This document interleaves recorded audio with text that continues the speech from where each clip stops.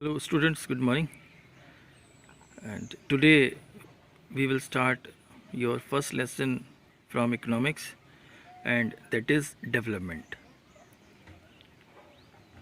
But before going to start, as usual, you must know the meaning of development.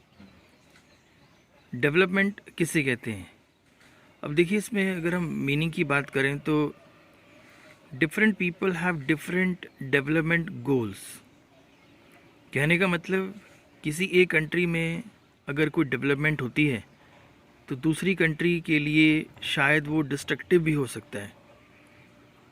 मैं आपको फिर से समझाता हूँ कि फॉर एग्ज़ाम्पल, यहाँ पर भारत में मुगल्स ने जो अटैक किया, तो यहाँ से इंडिया की जो जितनी भी वेल्थ थी उसको वो लूट कर लेकर गए. फॉर ब्रिटिशर्स ऑल्सो, जितनी भी एक आप वर्ड यूज़ करते हैं, that is drain of wealth. यानी कि इंडिया से जितनी भी वेल्थ थी, संपत्ति थी, वो ब्रिटिशर्स और मुगल्स ने यहाँ से लूटी अपनी कंट्री के डेवलपमेंट के लिए. लेकिन वो इंडिया के लिए एक डिस्ट्रक्टिव भी था. सो डेवलपमेंट एक डिफरेंट मीनिंग है अलग अलग लोगों के लिए, और इसके गोल्स भी डिफरेंट होते हैं. But in this chapter we will discuss about the economic development, and that is totally related to income of the people, where people earn higher income just to satisfy their all basic needs. और income generate करने के लिए हमारे पास all the people of the country, they are having different sources of income. Different sources of income. जैसे आपके parents की बात करें तो आपके पेरेंट्स जो इनकम जनरेट करते हैं फैमिली के लिए, either they people are doing some jobs, या उनका कोई बिजनेस है, या उनकी शॉप है, या कोई उनकी इंडस्ट्री है. लेकिन all these are the sources of income. और सोर्सेज ऑफ इनकम होगी तो आपकी फैमिली की डेवलपमेंट होगी, अच्छा घर होगा, रिसोर्सेज इकट्ठे होंगे. और अगर आपकी फैमिली के पास अच्छे रिसोर्सेज होंगे तो आपका जो नियर बाई प्लेस है, अगर हम बात करें हमीरपुर, अच्छा डेवलप होगा. फिर उसको स्टेट लेवल पे लिया जाएगा. Hamirpur is a developed district. Then later on we will count Himachal से हमारा कंट्री. और वर्ल्ड लेवल पर हमेशा जो है वो कंट्रीज़ की इकोनॉमिक डेवलपमेंट के हिसाब से उनकी रेटिंग की जाती है. यही डेवलपमेंट हमारी नेशनल इनकम में भी काउंट होती है. हमारी नेशनल इनकम, उसे हम बोलते हैं एवरेज इनकम, जो हम उसको मेजर करते हैं एवरेज इनकम और पर कैपिटा इनकम से. पर कैपिटा इनकम जिसे हम बोलते हैं एक पर्सन की महीने भर की या साल भर की उसकी इनकम, जब हम उसको काउंट करते हैं सभी को, जितने भी लोग हैं हमारे कंट्री में, तो वो हमारी नेशनल इनकम में ज्वाइन होती हैं. क्योंकि नेशन की अपनी कोई इनकम नहीं है, यहाँ के लोगों की इनकम है. और उस इनकम को जब हम इकट्ठा टोटल करते हैं, दैट काउंट्स नेशनल इनकम. एक बहुत ही इम्पॉर्टेंट बात कि इंडिया की जो पर कैपिटा इनकम है, क्योंकि 1947 जैसे हमारा देश आज़ाद हुआ था, उसके बाद से पर कैपिटा इनकम जो है वो बढ़ती जा रही है. आपकी इसमें बुक में कुछ एनालिसिस भी दिया हुआ है कि 47 के बाद हमारी पर कैपिटा इनकम यानी प्रति व्यक्ति आय कितनी बढ़ी है. As I told you that income is the main source of the people. क्योंकि अगर इनकम किसी की सही है तो वो अपने आप को, अपने फैमिली को डेवलप कर पाएगा. अभी बेस्ट एग्जांपल है इस समय लॉकडाउन के दौरान. आपने देखा कि आप के फैमिली मेम्बर्स जो उनकी इनकम उन्होंने जनरेट कर रखी थी, सेविंग कर रखी थी, उसी से हम अपनी डेली यूज़ की चीज़ें जो हैं घर पे लेकर आ रहे हैं. शॉपकीपर इस समय बंद है, इनकम का सोर्स नहीं है. लेकिन उसने जो कुछ सेविंग कर रखी थी, चाहे वो हज़ारों में हो लाखों में हो, प्रेजेंटली उसको वो यूज़ कर रहा है, that is the income.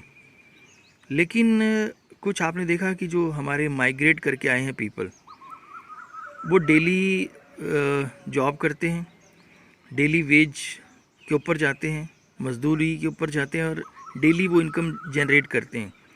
But presently scenario ऐसा है कि वो जा नहीं पा रहे बाहर, तो उनका जो इनकम का सोर्स है इस समय वो बिल्कुल ज़ीरो हो चुका है।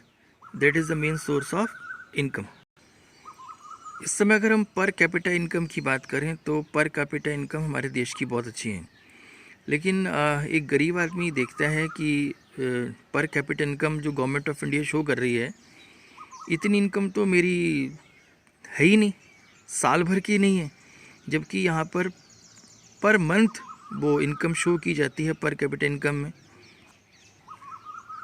तो ये उन लोगों की इनकम को भी टोटल, सभी की इनकम का टोटल होता है, जिसमें वो लोग भी हैं जो बहुत ही रिच हैं, जैसे like Ambani families, Adani, Wipro, Tata, Birla, etc.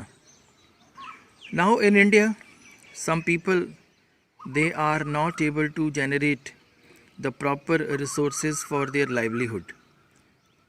उस समय गवर्नमेंट ऑफ इंडिया क्या करती है, इक्वालिटी लाने के लिए डिफरेंट पब्लिक फैसिलिटीज़ भी जनरेट करती हैं।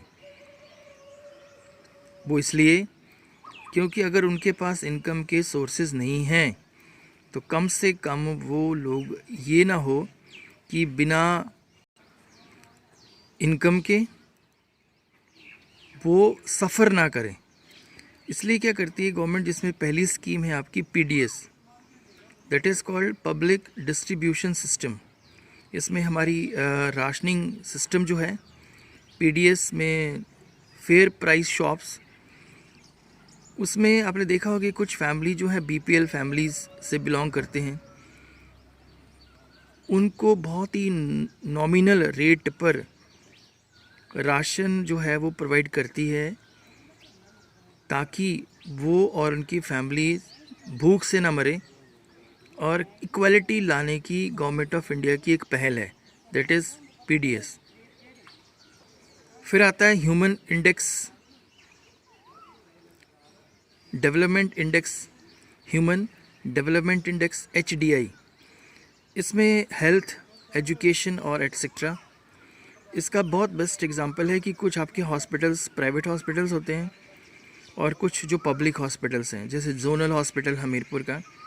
Now you know some people are very rich, वो वहाँ पर जोनल हॉस्पिटल में बहुत लंबी क्यू उसमें नहीं खड़े हो सकते, और अपने किसी फैमिली मेम्बर या अपने डिज़ीज़ से वो क्योर करने के लिए वो प्राइवेट हॉस्पिटल में चले जाते हैं, अफोर्ड कर सकते हैं।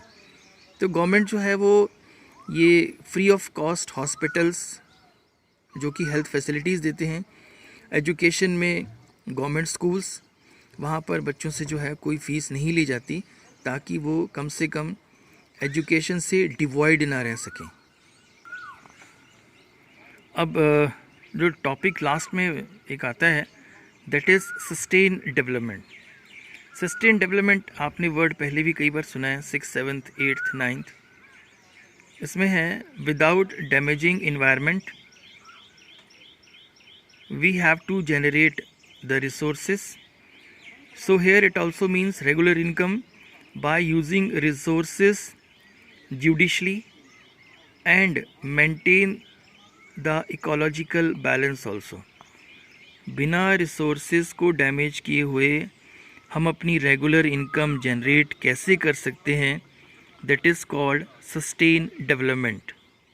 और गवर्नमेंट ऑफ इंडिया इसके ऊपर सबसे ज़्यादा फोर्स करती है, क्योंकि आए दिन हमारा जितना भी इन्वायरमेंट है वो डिटोरिएट हो रहा है। और आज का लॉकडाउन का सबसे बेस्ट एग्जांपल इस समय इन्वायरमेंट है, वो वापस रेजुविनेट कर रहा है, क्योंकि कई सालों से हमने इन्वायरमेंट को सिर्फ नुकसान ही पहुंचाया है अपनी इनकम को जनरेट करने के लिए। तो दैट इज़ कॉल्ड सस्टेन, लगातार इनकम मिलती रहे पर हमारे इन्वायरमेंट का नुकसान भी ना हो, that is called sustained development. Now, here are some keywords that you will find in your book. First of all, body mass index, and it is used to measure the undernourished and overnourished. ये बहुत ही important word है, अंडरनरिश्ड, जिसे हम बोलते हैं कि कई लोगों को न्यूट्रिशनल फूड नहीं मिलता, और ओवरनरिश्ड, कई लोग जो हैं वो न्यूट्रिशनल फूड ओवर ले लेते हैं जबकि उनको इतनी ज़रूरत नहीं है. Literacy rate, infant mortality rate, शिशु मृत्यु दर. एक है आपका नेट अटेंडेंस रेशो, इसमें स्कूल में बच्चों की अटेंडेंस, वो भी एज ग्रुप जो है 6 to 10. Then human in development index, ये भी मैंने डिस्कस किया, जिसमें एजुकेशन, हेल्थ फैसिलिटीज़, या कह सकते हैं कि all round development for the people. Now economic planning. Economic planning में हमारे इकोनॉमिक सोर्सेस ऐसे तैयार किए जाएं government of India, by the government of India, कि लोगों को प्रॉपर इनकम जनरेट होती रहे. Per capita income. Then life expectancy. Life expectancy हमारी तब बढ़ी है जब हमारे पास गुड मेडिकल फैसिलिटीज़ हैं. अदरवाइज़ 1947 से पहले हमारी लाइफ एक्सपेक्टेंसी जो थी वो बहुत ही डाउन थी. But now it reaches up to more than 65 age. Human development. Development of a person according to his full capacity. And the last one is gross enrollment ratio for 3 levels. And that enrollment ratio in schools for primary, secondary and higher education. Now kindly see this flow chart also, and I hope so it will help you in various facts. But I request all the students, if you are having books, so kindly read the chapter very properly.